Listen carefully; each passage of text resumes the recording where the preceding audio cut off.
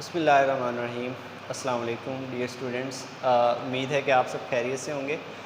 आज हम पढ़ने जा रहे हैं जी chemistry 10th class chapter number 12 chemical reactions of alkanes.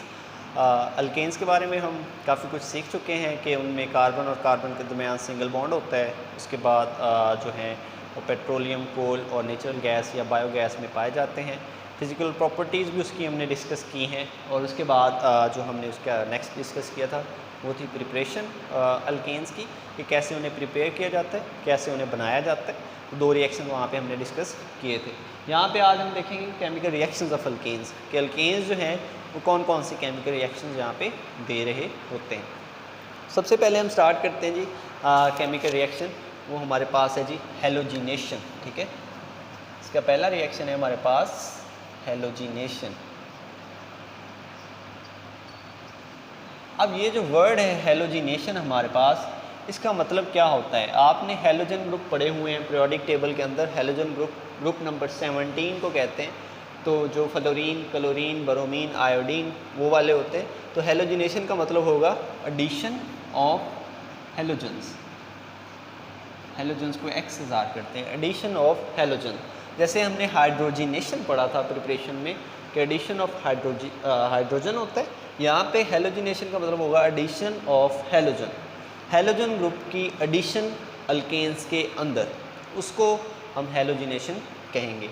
सबसे पहले यहाँ पे हमारे पास जो अल्केन लिया जाता है जी वो है हमारे पास CH4, जिसको हम कहते हैं मीथेन। अगर हम मीथेन को लें और उसको रिएक्ट करवाएं हेलोजन के साथ, जो कि हमारे पास क्लोरीन है। क्लोरीन एक हेलोजन है, क्लोरीन गैस की शक्ल में ये मौजूद होती है। इसके साथ अगर रिएक्ट करवाया जाए in the presence of sunlight, HV sunlight को कहते हैं। मतलब मीथेन को क्लोरीन गैस से सनलाइट की मौजूदगी में रिएक्ट करवाया जा सकता है, अदरवाइज़ इसको रिएक्ट नहीं करवाया जा सकता। तो यहाँ से क्या होता है जी, हमारे पास अगर क्लोरीन को खोल के लिखा जाए हमारे पास, तो Cl2 कुछ इस तरह होता है। एक हमारे पास Cl होता है और साथ फिर से एक Cl होता है। ठीक है, और अगर मीथेन को खोल के लिखा जाए तो इस तरह होगा CH3 और H। ठीक है, इस तरह। तो ये जो हमारे पास है यहाँ से ये वाला एक Cl और ये वाला एक H, ये दोनों आपस में मिलके HCl बना देते हैं।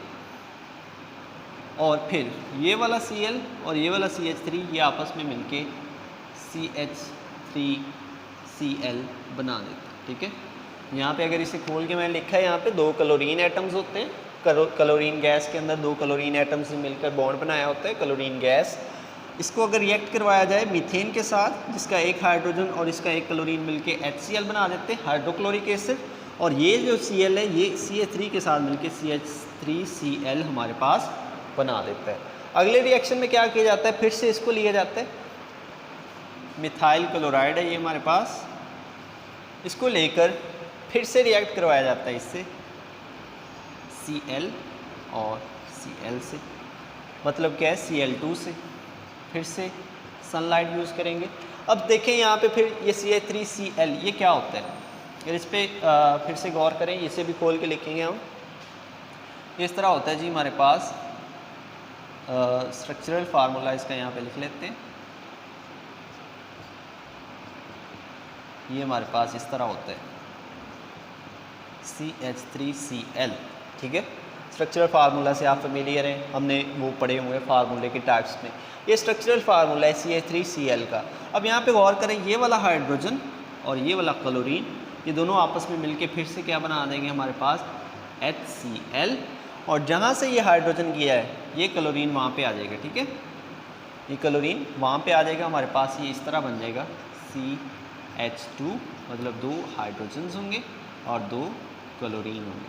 तो ये CH2Cl2 बन जाएगा, CH2Cl2 ये हमारे पास। अब देखिए, पहले मैंने रिएक्ट करवाया ये बना, फिर इसको लेके रिएक्ट करवाया ये बन गया। अब इसको लेंगे, हमारे पास ये क्या है जी, CH2 और Cl2 है इस तरह।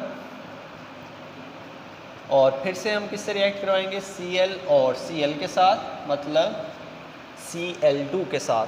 अब फिर से क्या होगा, यहाँ पे ये वाली एक क्लोरीन और ये वाला एक हाइड्रोजन, ये फिर से मिलकर बना देंगे हमारे पास HCl। और ये जो क्लोरीन रह गया ये इस H की जगह आ जाएगा, तो ये हमारे पास इस तरह बन जाएगा Cl Cl Cl and H।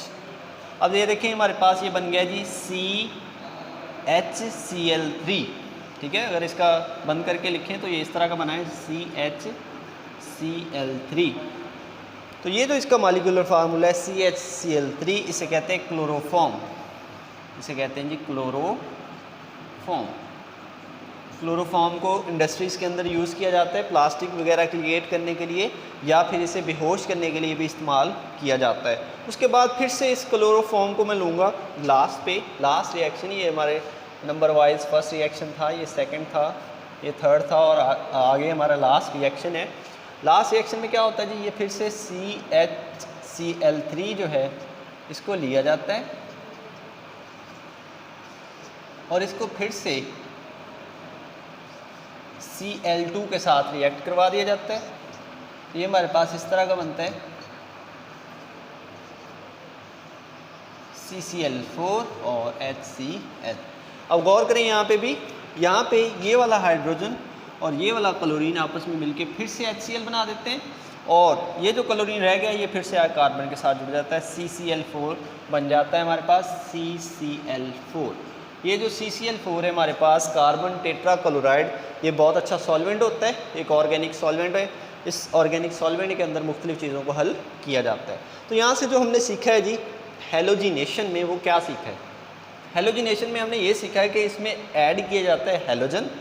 कब ऐड किया जाता है? जब सूरज की रोशनी मौजूद होगी। किस में ऐड किया जाता है? किसी भी अल्केन के अंदर। यहाँ पे मैंने मीथेन लिए, सिंपलेस्ट अल्केन।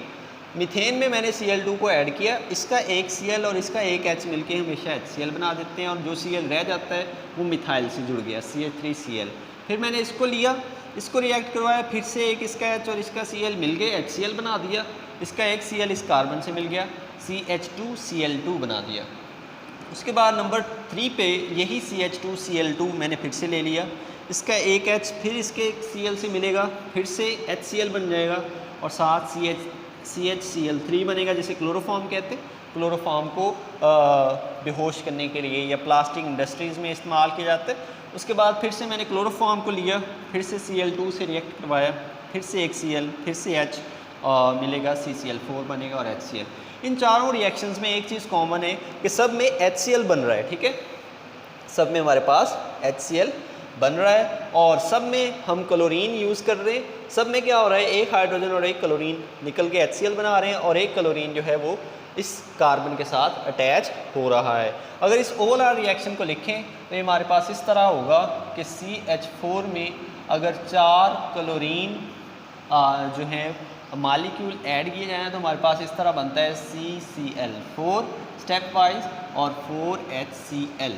अगर इस सारे रिएक्शन को इकट्ठा करके लिखा जाए तो ये इस तरह बनेगा कि जब मीथेन को क्लोरीन गैस के साथ रिएक्ट करवाया जाता है तो कार्बन टेट्रा क्लोराइड और HCl हमारे पास बनता है। ये ओवरऑल रिएक्शन है, और ये स्टेप बाय स्टेप इसके 4 रिएक्शंस हैं, जिनमें हर बार एक हाइड्रोजन और एक क्लोरीन मिलकर हाइड्रोक्लोरिक एसिड बना रहे हैं, और एक क्लोरीन कार्बन के साथ अटैच हो रहा है। ये है हेलोजिनेशन ऑफ अल्केन्स, उसका पहला केमिकल रिएक्शन।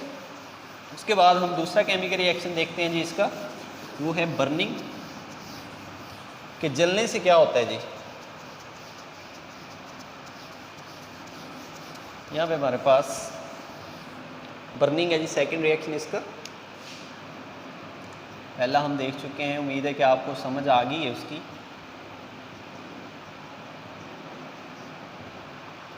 बर्निंग का क्या मतलब होता है जी? जलना। जब भी कोई चीज़ जलती है हमेशा ऑक्सीजन की मौजूदगी में जलती है, ये बात आपने याद रखनी है, ठीक है। किसी भी चीज़ की जलने के लिए ऑक्सीजन बहुत ज़्यादा ज़रूरी है। अगर ऑक्सीजन वहाँ पे मौजूद नहीं होगी तो उस चीज़ को जलाना बहुत ज़्यादा मुश्किल हो जाएगा, इवन के नामुमकिन हो सकता है, ठीक है। तो ऑक्सीजन मौजूद होगी, उसकी मौजूदगी में जलेगा और कुछ चीज़ें बनाएगा, ठीक है। अब हमारे पास मीथेन ही हम ले लेते हैं। जब मीथेन हम घर में जलाते हैं, हम ऑक्सीजन के साथ उसका केमिकल रिएक्ट ही करवा रहे होते हैं, तो ये जब जलती है तो ये हमारे पास बनती है जी कार्बन डाइऑक्साइड और वाटर, और साथ बनती है हीट। वो हीट एनर्जी हम यूज़ करते हैं कुकिंग के लिए, ठीक है। वाटर के वेपर्स बन के उड़ जाते हैं, कार्बन डाइऑक्साइड भी उड़ जाती है हमारे पास। तो ये जो केमिकल रिएक्शन है इसमें क्या हो रहा होता है जी, मीथेन जो है वो टूट कर कार्बन डाइऑक्साइड और पानी बनाती है और साथ हमारे पास हीट बनाती है जिसको हम कुकिंग के लिए यूज़ करते हैं। तो बर्निंग एक ऐसा केमिकल रिएक्शन है जिसमें हमेशा कार्बन डाइऑक्साइड गैस बन रही होती है, वाटर बन रहा होता है साथ, ठीक है, या हीट बन रही होती है। ये पहला है जो कंप्लीट रिएक्शन है, ये हमारे पास एक कंप्लीट रिएक्शन है जो मुकम्मल तौर पे हो जाएगा हमारे पास। ये मुकम्मल तौर पे ये काम हो रहा होता है, ये 2 मालिक्यूल्स होते हैं, ये 2 अगर बैलेंस करना हो, ठीक है। उसके बाद अगर इनकम्प्लीट करवाई जाए, मतलब हमारे पास इनकम्प्लीट रिएक्शन हो जाए, तब क्या होता है हमारे पास, तब कार्बन मोनोऑक्साइड बनती है, साथ कार्बन बनता है, साथ वाटर बनता है, हीट तो बन ही रही होती है दोनों में। अब इनकम्प्लीट कंबस्शन क्यों होती है, तब होती है जब हमारे पास ऑक्सीजन की लिमिटेड सप्लाई हो, ये लिमिटेड सप्लाई में होगी, ठीक है। अगर ये लिमिटेड सप्लाई में होगी हमारे पास ऑक्सीजन, तब हमारे पास बनेगी कार्बन मोनोऑक्साइड जो कि एक डेंजरस गैस है और इससे डेथ भी हो सकती है, ठीक है। तो बर्निंग में हमने क्या सीखा जी, बर्निंग 2 तरह की है, एक कंप्लीट है और एक है इनकम्प्लीट बर्निंग। कंप्लीट बर्निंग में मीथेन के साथ ऑक्सीजन रिएक्ट करता है तो कार्बन डाइऑक्साइड, वाटर और हीट बनती है। लेकिन इनकम्प्लीट बर्निंग में हमारे पास लिमिटेड सप्लाई होती है ऑक्सीजन की, और जब वो रिएक्ट करते हैं तो हमारे पास कार्बन मोनोऑक्साइड बनती है, कार्बन डाइऑक्साइड नहीं बनती। कार्बन मोनोऑक्साइड डेंजरस गैस है जिससे डेथ भी हो सकती है, साथ हमारे पास कार्बन बनता है, वाटर बनता है और हीट तो दोनों में बन रही होती है। और ये थे हमारे केमिकल रिएक्शंस अल्केन्स के। एक हेलोजिनेशन था जिसमें हमने हेलोजन्स ऐड किए हैं in the presence of light, और वहाँ से डिफरेंट टाइप्स ऑफ कंपाउंड्स हमें मिलते हैं जो कि यूज़फुल होते हैं इंडस्ट्रीज़ में। और यहाँ पे जो हमारे पास दूसरा है बर्निंग में हमेशा कार्बन डाइऑक्साइड और वाटर बनता है, और अगर बर्निंग सही तरह से ना होगी तो कार्बन मोनोऑक्साइड भी बन सकती है। उम्मीद है कि आपको केमिकल रिएक्शंस ऑफ अल्केन्स की अच्छी तरह समझ आ गई होगी। मिलते हैं अगले टॉपिक के साथ, अपना ख्याल रखें, अल्लाह हाफिज़।